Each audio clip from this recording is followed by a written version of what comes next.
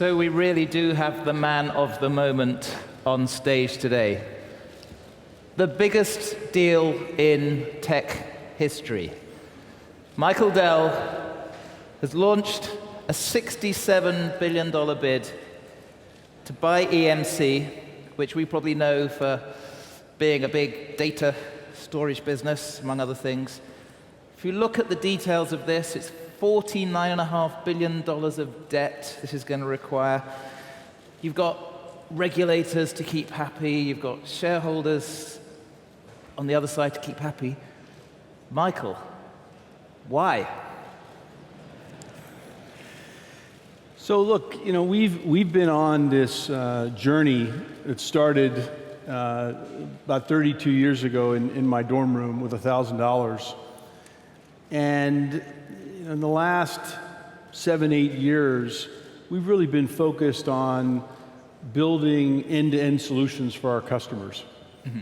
And trying to solve the challenges and opportunities that customers have. And 2 years ago, we went private. We've been investing much more heavily in innovation and R&D, filed 27% more patents last year than the year before, highest number in our history. We've gained share in our client business 11 quarters in a row, continuing to grow our server business. And the combination of Dell and EMC together, along with it, control of VMware, creates a really incredible company. A company that is absolutely a leader in today's IT, in servers, in storage, in virtualization and PCs. And it creates a company that is a leader in tomorrow's IT, digital transformation, the software-defined data center, converged infrastructure, hybrid cloud, mobile and security. It creates a company with unprecedented reach and access to customers, from the very largest companies in the world to the emerging small businesses and medium-sized companies all over the world. Also a company with incredible scale, the #1 enterprise systems company in the world with more than $80 billion in revenue, and a company that is privately controlled, that's not focused on a 90-day shot clock, as public companies often are. So I'm very, very excited about what we can do for our customers in this new combination. Nobody can say you're not being bold in this. But how much do you worry that there could be risks attached to something this ambitious? Well, I'm not afraid of risk. I mean, I think risk goes along with innovation. And one of the problems I would say that larger companies have from the perspective of an entrepreneur is that they think of risk as something to avoid, right? And we want to have risk mitigation, we want to have risk reduction, we want to have all these sort of things. I understand that. But if you want to innovate and you want to do new things, you have to embrace risk, right? And I understand there are risks. But if you also think about the strategic context of what we're able to do for customers, think about what's happening with converged infrastructure, which is real. Think about what's happening as you go from the siloed, second platform to the application and data layer. Think about what's happening in the explosion in devices, the capabilities that we have in this combined company, which are quite interestingly highly complementary. So not a lot of overlap in the businesses. The reaction that we've had from customers and partners has been overwhelmingly positive. So I'm quite excited. happy to take on the risk, and perfectly happy to take on a path that's different from others. You know, I've been living my whole life that way, and I don't have a problem, you know, doing things that other people might think are you know. You talk about innovation. Isn't it harder for a bigger monolith of a company to move quickly and innovate compared with some of the smaller, more nimble companies? I think you have to make sure that you're injecting you know, innovation and risk-taking into businesses as they grow. I think there are many different models for that. So inside Dell, we have a number of fast-growing units that we've either created, started up, purchased, and incubated. And it turns out EMC has also had a similar model for this. So if you think about, you know, how does a company innovate? How does it grow? You have organic investment. You have partnerships and alliances. You have you know, minority investments in other firms. You have acquisitions. I think there's a model where you incubate new businesses and in many cases leave them alone and let them benefit from some of the strength that the mothership might provide, but not just combine them together into some big amalgamation which destroys their culture or their uniqueness or the special things that they're trying to do with and for their customers. So we're working on new ways of creating new capabilities which are different from just having a big amalgamation of things. And the opportunities you see, you talked about the digitization of all sorts of industries, all sorts of sectors. What specifically do you see as the big new open doors? You talk about the Internet of Things a lot. Where is the future? I think it's one of the most exciting times maybe to be alive and in our industry.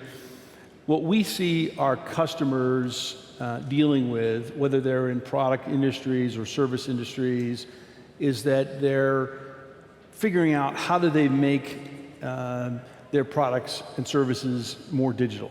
How do they insert digital technology? In some ways, they have a kind of digital fear because they see all these new businesses that are being invented or created. And we certainly work with those companies too. But the question is, with the cost of acquiring digital information going down so rapidly, and the ability to move products from analog to digital, how do you turn all that digital information in real time into better insights, better outcomes, better results? And you think about the explosion of devices, whether it's the Internet of Things, the machine-to-machine communication, the artificial intelligence, the drones, the robots, all that great stuff. You have like 1,000 times more devices. And then within those devices, you have like 1,000 times more applications because they're doing far more intricate things than they were doing before. And then the richness of the data, it's 1,000 times 1,000 times 1,000, so these are very large numbers.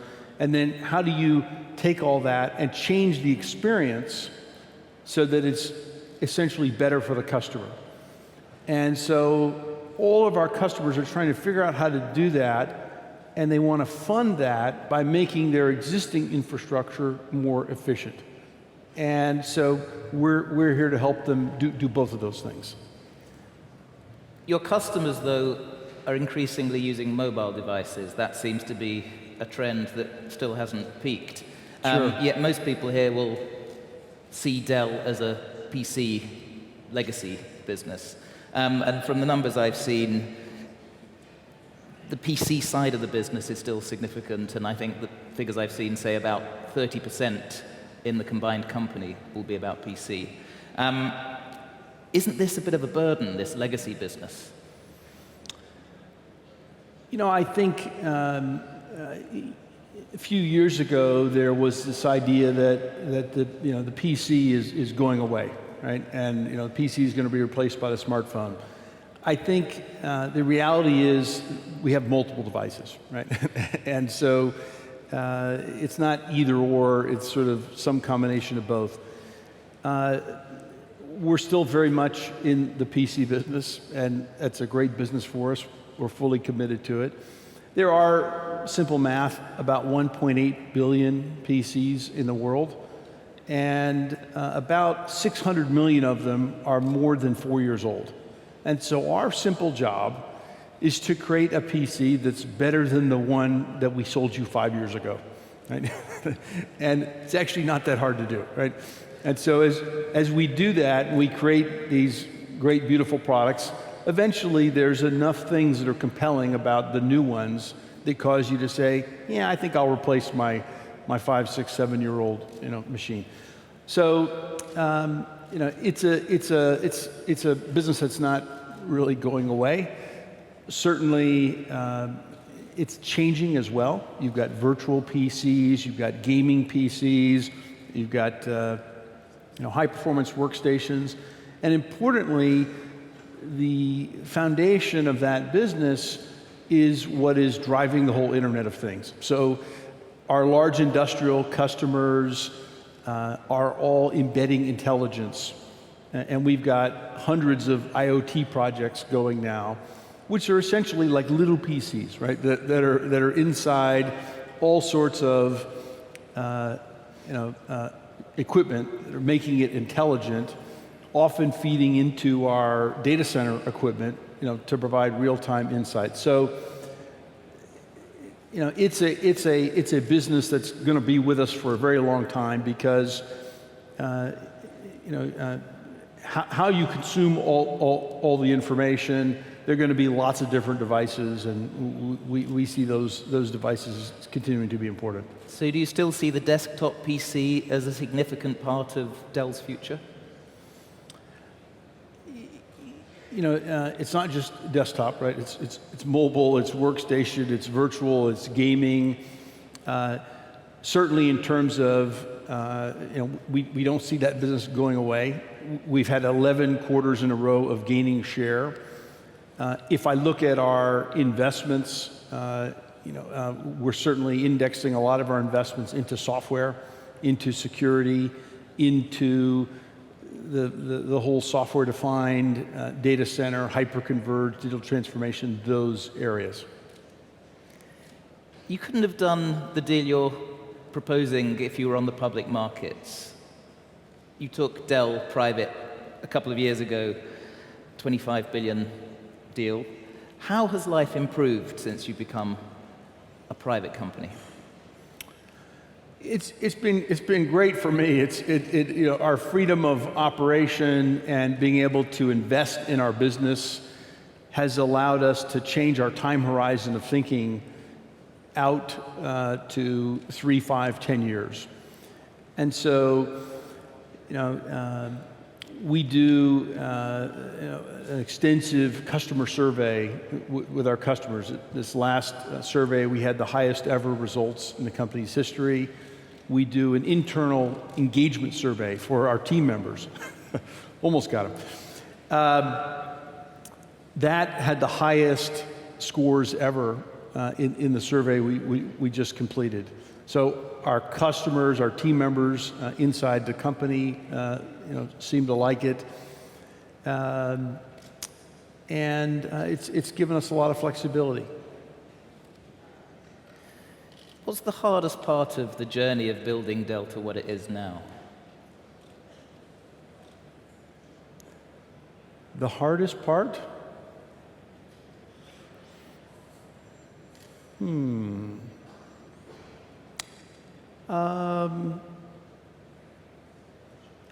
I can't really say. There's been something that's incredibly hard. I think certainly, one of the things that has become far more important from starting to now is how do you grow and develop talent, and the company that has the best talent ultimately wins. And so that's something I've spent a whole lot more time on in recent decades, right, versus starting up. And how do we cultivate and grow our own talent in a very powerful way? Certainly, the process of going private, that was relatively challenging. We got through that, and I think it's provided a real platform for us to rethink our business. Let me ask you a bit about where the markets are at the moment. There's a lot of talk about not just unicorns, but decacorns. Do you think tech companies are worryingly overvalued? There'll be better speakers to ask than me on that. I mean, what I see in this whole move of IT out of the realm of just automating the old processes and into fundamentally changing and reinventing businesses is that the available pool of IT and how it's affecting the overall economy is just exploding and becoming a much larger opportunity. And so I think there are a lot of really incredible new businesses being created. Which ones will be successful and what they'll be worth, the markets will figure that out. Can't help thinking, though, $67 billion is starting to look like quite a lot of money. Michael, are you calling the top of the market? No.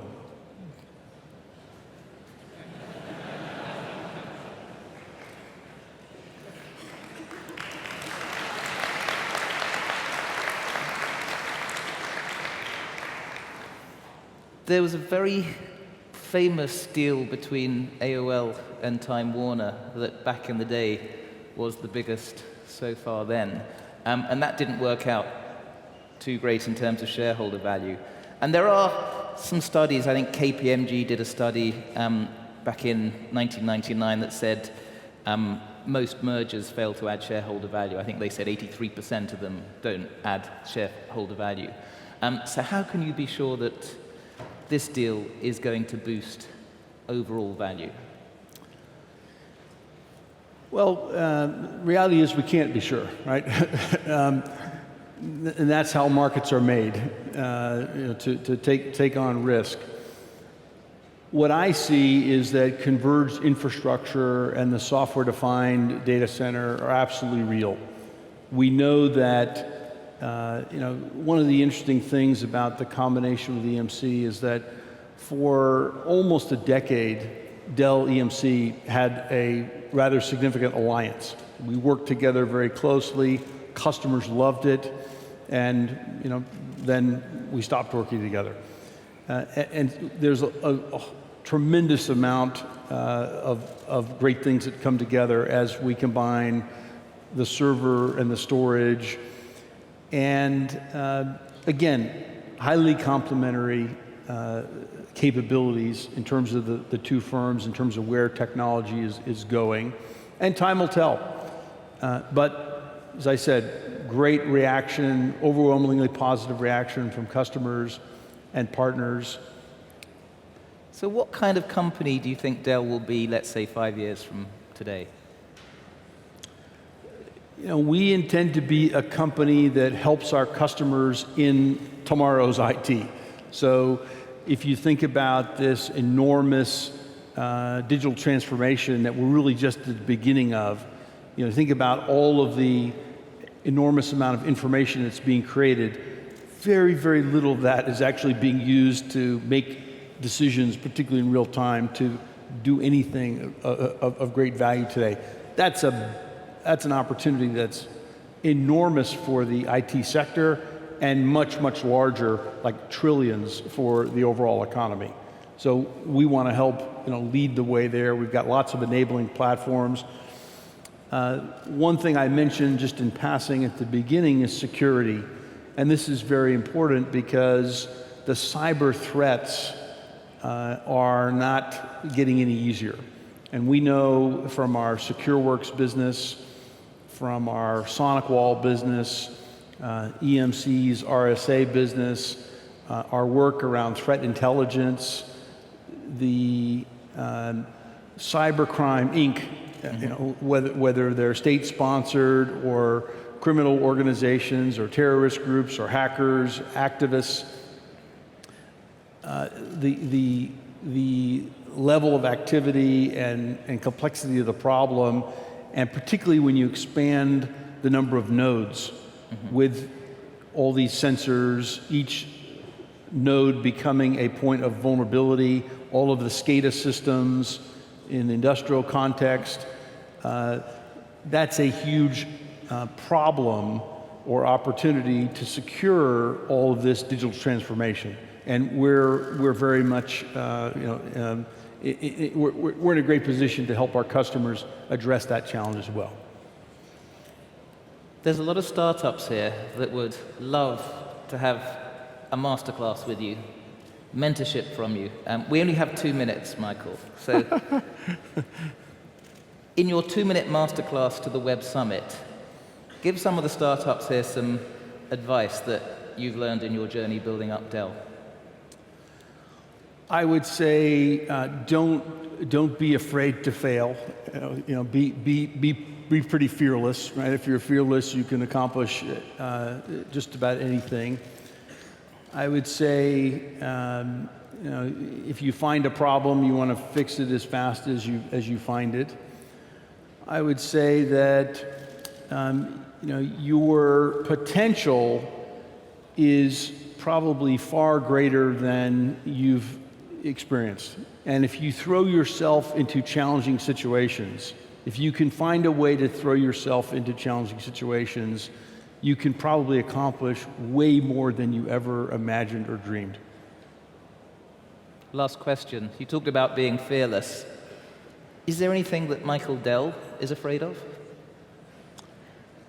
Yeah, I'm afraid of failure. So, I'm not completely fearless, but if you're too afraid, you won't do anything, right? So, sure, I think about what can go wrong. I think about what we learned from the past. I think about what others have learned.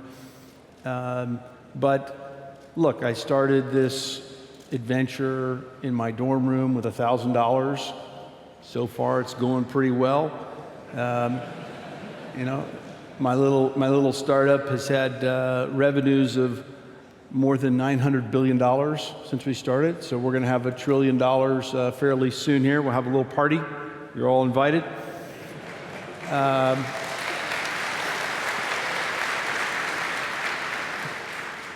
And so, look, life is wonderful. I don't have any complaints. Can we give a warm Web Summit thank you to Michael Dell? Thank you.